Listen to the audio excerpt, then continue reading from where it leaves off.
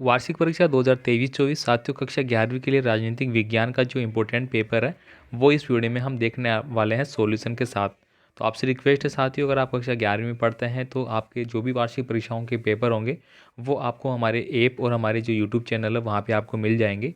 ठीक है, तो हमारा ऐप जो रहेगा मोबाइल ऐप वो भी हमारा एजुकेशन लाइन के नाम से ही रहेगा, और साथ ही साथ ये व्हाट्सअप नंबर है हमारा जिस पे आप हमारा जो भी कमेंट है वो कर सकते हैं और इसमें आप ज्वाइन हो सकते हैं। तो चलिए अपन स्टार्ट करते हैं। पूरा पेपर आपका 100 नंबर का रहता है, तो हम पूरा यहाँ पे देख लेते हैं किस प्रकार के प्रश्न आपके लिए इंपॉर्टेंट है। यहाँ पे देखिए दोस्तों, पहला क्वेश्चन है भारतीय संविधान के राजनीतिक दर्शन में शामिल नहीं है। तो राजनीतिक दर्शन में दोस्तों आलोचना शामिल नहीं होती है, इसलिए यहाँ पे ऑप्शन नंबर सी है वो हमारा सही आंसर हो जाता है। आपको इनको जितने भी ऑप्शन है वो एक बार पढ़ना ज़रूरी है, ताकि आप अपना जो ऑप्शन अलग है वो आप छांट सके, वो आपको याद रह सके। अगर आप डायरेक्ट आलोचना को याद करेंगे तो हो सकता है कि इसकी जगह कोई दूसरा वर्ड सिमिलर दे दे और फिर आपको कन्फ्यूजन हो जाए। तो इसलिए आपको ऑप्शन के अकॉर्डिंग थोड़ा देखना होगा भाई। अनेक देशों का अपने समृद्ध देशों से टूटकर अलग हो जाना राष्ट्रवाद के कौन से गुण को दर्शाता है? तो दोस्तों ये दर्शाता है नकारात्मकता को। ठीक है, तो यहाँ पे ऑप्शन नंबर ए है वो सही आंसर हो जाएगा। क्या हो जाएगा? नकारात्मक। ठीक है, अगला देखिए यहाँ पे, तुम जो कहते हो मैं उसका समर्थन नहीं करता, लेकिन मैं मरते दम तक तुम्हारे कहने के अधिकार का बचाव करूंगा। उपरोक्त जो कथन है वो किसके द्वारा कहा गया था? तो यहाँ पे इसका सही आंसर हो जाता है हमारा वोल्टेयर। ठीक है, तो ऑप्शन नंबर बी सही होगा। वोल्टेयर ने ये कथन स्टेटमेंट है वो दिया था। निम्न में से किस देश का संविधान शांति का संविधान कहलाता है? तो यहाँ पे ऑप्शन नंबर ए है, फिर जापान, जर्मनी, इंग्लैंड। तो यहाँ पे हमारा आंसर हो जाएगा जापान वाला। जो जापान वाला संविधान है वो कौन सा संविधान कहलाता है? हमारा शांति का संविधान कहलाता है। आगे देखिए यहाँ पे अगला है, भारतीय संविधान की मत देने की जो आयु है, मतलब जो वोट करने की आयु है, वो 21 वर्ष से घटाकर 18 वर्ष कर दी गई थी। तो ये कौन से संविधान संशोधन के तहत या किस वर्ष में की गई थी? तो दोस्तों ये 1981 में 61वां संविधान संशोधन हुआ था, मेरे ख्याल से 61वां ही था। बाकी आप कमेंट करना कौन सा संविधान संशोधन था जिसके तहत 21 वर्ष से घटाकर 18 वर्ष कर दी गई थी। आगे देखिए, संविधान का कौन सा अनुच्छेद मौलिक अधिकारों के संरक्षण को बढ़ावा देता है? तो दोस्तों अनुच्छेद हमारा 32 देता है। अनुच्छेद 32 को दोस्तों भीमराव अंबेडकर जी जो थे उन्होंने संविधान की आत्मा भी कहा था। क्या कहा था? संविधान की आत्मा कहा था, क्योंकि इसमें दोस्तों आपके ऐसे अधिकार है जो कि व्यक्तिगत अधिकारों को पुष्टि करता है। बाकी सारे अलग अलग अधिकार हैं। यहाँ पे अनुच्छेद 17 है जो अस्पृश्यता का अनुच्छेद अधिकार है वो यहाँ पे हमारा होता है। ठीक है, बाकी 254, 324 ये सब कुछ आपको एक बार देखने होंगे। संसद का अन्य नाम है?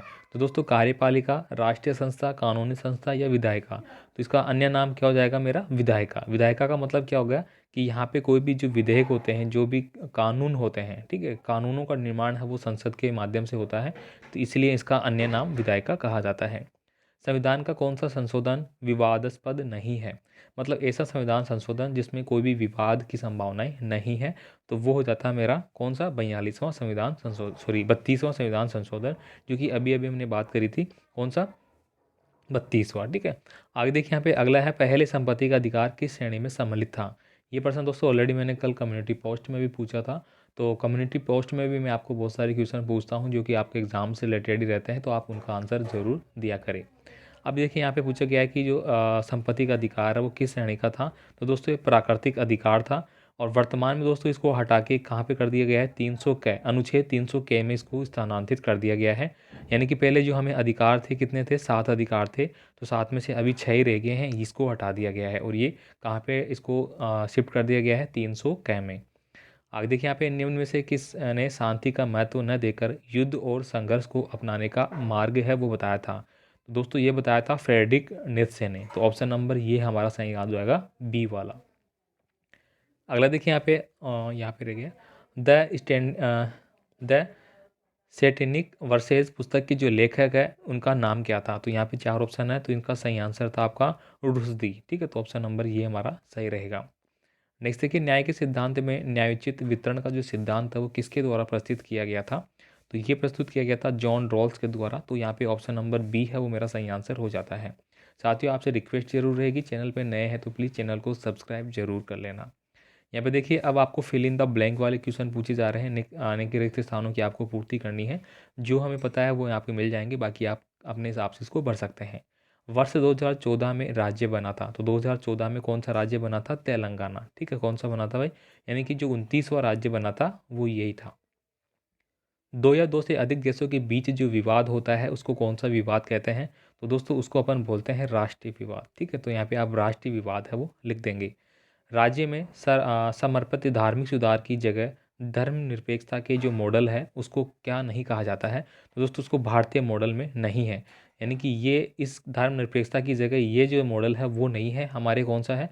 धर्मनिरपेक्षता है। ठीक है, विकास की वजह से अनेक देशों में बहुत सारा नुकसान पहुंचा है। तो किसको पहुंचा है भाई? पर्यावरण को। सीधी सीधी बात है कि जंगल थे, जंगल में जीव जंतु रहते थे जो कि हमारे पारिस्थितिकी तंत्र को स्थिर बनाए रखते हैं, संतुलन बनाए रखते हैं। लेकिन मनुष्य ने क्या किया कि अपने विकास के लिए उनका काटा, पेड़ पौधों को काटा, जो जंगल इलाके थे उनको साफ किया। ठीक है, तो वहाँ पे क्या हो गया? पर्यावरण को नुकसान हो रहा है कहीं ना कहीं, तो ये यहाँ पे आपको बढ़ना है। अब देखिए यहाँ पे आर्थिक समानता के बिना राजनीतिक स्वतंत्रता का जो भ्रम है, यह कथन किसके द्वारा बोला गया था? तो ये बोला गया था प्रो जोड़ के द्वारा। यहाँ पे प्रो जोड़। ठीक है, यहाँ पे दोस्तों हिंदी में थोड़ा सा मिसप्रिंट हो जाता है, जिसके नीचे हलंत लग रहा है वो आपका क्या होगा? आधा वर्ड होगा इस प्रकार से। ठीक है, इसके बाद देखिए संविधान सभा का प्रारूप ने किसने तैयार किया था? तो दोस्तों ये तैयार किया था भीमराव अंबेडकर जी को। इसीलिए प्रारूप समिति के जो अध्यक्ष हैं, ठीक है, वो भी इन्हीं को बनाया गया था। ठीक है, ये आप ध्यान रखना। आगे देखिए यहाँ पे नीचे दिए गए प्रश्नों के आपके लघुत्तरात्मक प्रश्न है, इनके आंसर आपको देने होंगे। भारत राज्यों का संघ है, यह किस संविधान में निर्दिष्ट है?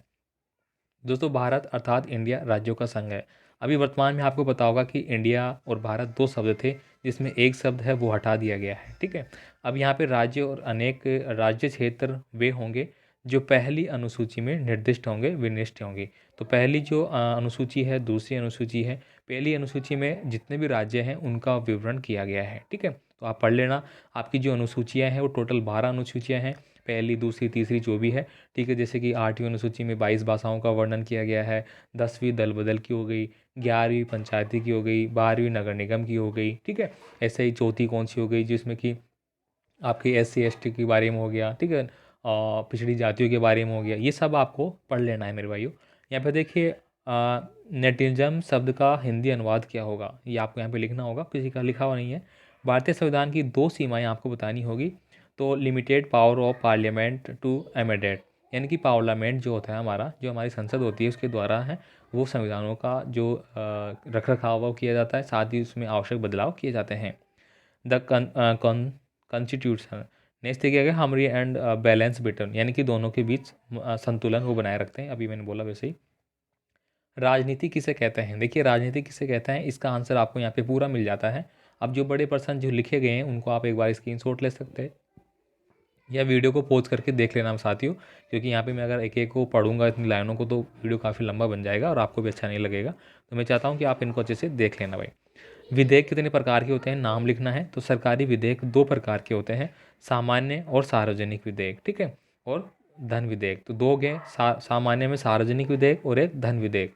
ठीक है, आगे देखिए यहाँ पे विकास शब्द का अर्थ आपको बताना है।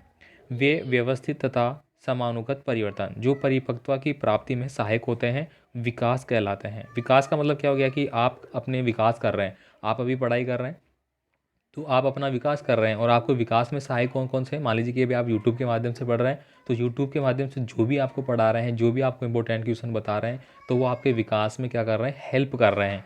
ठीक है, वही यहाँ पे लिखा गया है कि जो विकास की परिपक्वता में सहायक होते हैं। ठीक है, नेक्स्ट है कि यहाँ पे निवारक नज़रबंदी क्या है? तो राज्य के अधीन एक संविधिक शक्ति है जिसके तहत किसी राज्य किसी व्यक्ति को कोई संभावित अपराध करने से रोकने के लिए हिरासत में लिया जाता है। मतलब कुल मिला के जो कानून व्यवस्था है और अपराध व्यवस्था है उसका बारे में है। संविधान के 74वें संशोधन की एक विशेषता है वो आपको लिखनी होगी। तो यहाँ पे आप देख सकते हैं जिसके आधार पर महिला, अनुसूचित जाति एवं अनुसूचित जनजाति के लोगों के लिए आरक्षण का प्रावधान किया गया था, वो यहाँ पे इंडिकेट किया गया है। आर्थिक अधिकार किसे कहते हैं? देखिए इस अधिकार के अंतर्गत यदि कोई व्यक्ति काम करते समय अंधहीन या अंधा हो जाता है तो सरकार को उसको आर्थिक सहायता प्रदान करनी होती है। यहाँ पे देखिए अंगहीन भी हो सकता है वो, यानी कि मान लीजिए उसका पैर कट गया, हाथ कट गया, आँख चली गई, कोई भी ऐसा अंग भंग हो जाता है तो उसको आर्थिक सहायता देने का अधिकार है वो सरकार का होता है, वो उससे अपील कर सकता है। इसी को अपन आर्थिक अधिकार बोला जाता है। मतलब वो कमा नहीं सकता, आर्थिक का मतलब क्या हो गया? उसकी कार्य पूंजी हो गई। अब वो खाएगा पिएगा क्या? इसके लिए उसको आर्थिक सहायता प्रदान करते हैं। जनहित याचिका किसे कहते हैं? तो इसका आंसर आपको यहाँ पे मिल जाता है। जनहित मतलब प्रत्येक व्यक्ति के ऊपर जो सुविधाएं अपन देते हैं सरकार के माध्यम से, उनको बोला गया है। अब ये अलग अलग हो सकती है, तो आप इसको एक बार पढ़ लेना भाई। अब देखिए, भारत में फर्स्ट द पोस्ट प्रणाली किस के चुनाव में अपनाई गई थी? तो यहाँ पे खाली है, आंसर नहीं मिला है। आपको आंसर पता है तो आप इसका आंसर कमेंट मुझे कर देंगे। वास्तविक मुक्ति भय मुक्ति कथन किसका है? कमेंट कर देना भाई।